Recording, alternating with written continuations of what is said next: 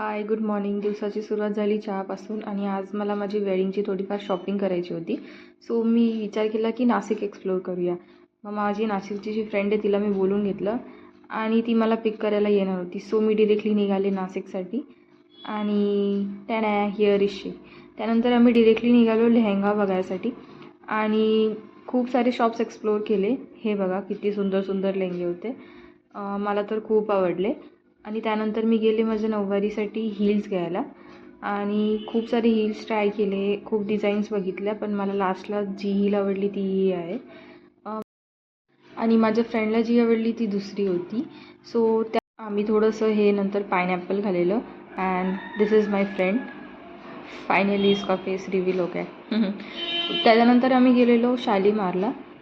तिथे थोडी street shopping केली आणि माझ्या फ्रेंडला पण थोडंसं शॉपिंग करायची होती. सो तिने पण घेतलं तिला काय पाहिजे ते आणि फिरता फिरता संध्याकाळ झाली. मग त्यानंतर मला माझ्या ब्लाऊजसाठी लटकन घ्यायचे होते.